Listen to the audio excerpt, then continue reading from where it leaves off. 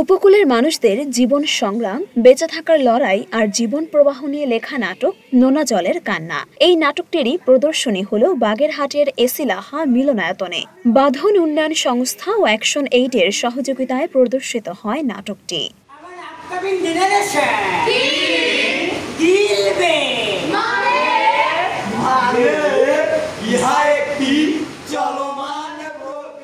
উপকূলের মানুষদের জীবনের বড় অংশ কেটে যায় নানা দুঃখ, দুর্দশা আর টানাপোড়েনে। বিশুদ্ধ পানির সন্ধান সেখানে কঠিন কাজগুলোর একটি।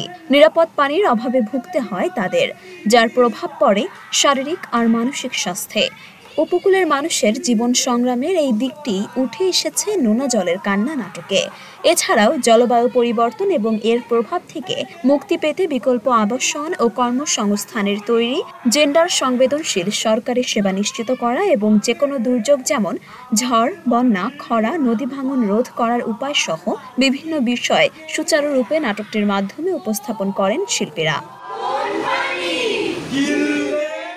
নাটকটির প্রদর্শন শেষে বাঁধন মানব উন্নয়ন সংস্থার নির্বাহী পরিচালক এস.এম. মঞ্জুরুল হাসান মিলনের সভাপতিত্বে এক আলোচনা সভা অনুষ্ঠিত হয়। সভায় বক্তব্য রাখেন বাগেরহাট জেলা প্রশাসনের সহকারী কমিশনার তরিত চন্দ্র শীল, জেলা দুর্যোগ ও ত্রাণ বিষয়ক কর্মকর্তা মোহাম্মদ মাসুদুর রহমান, মেডিকেল অফিসার ডাক্তার শেখ রিয়াদুজ্জামান ও কৃষি প্রকৌশলী লুনা রানী মল্লিক প্রমুখ। বিগত ৩৬ বছরে আমার জানা মতে আমাদের বোঝা উপকূলবর্তী 19টি জেলা, যে কয়টা উপকূলবর্তী লবণাক্ত আক্রান্ত যেসব জেলাগুলো রয়েছে তার মধ্যে লবণাক্ততার পরিমাণ বেড়েছে প্রায় 36 গুণ। মাটিতে আপনার 4 থেকে 8 ডেসিসিমেন্ট পার মিটার লবণ থাকার কথা, যেটা কৃষি চাষের জন্য মোটামুটি সহনীয় পর্যায়ে।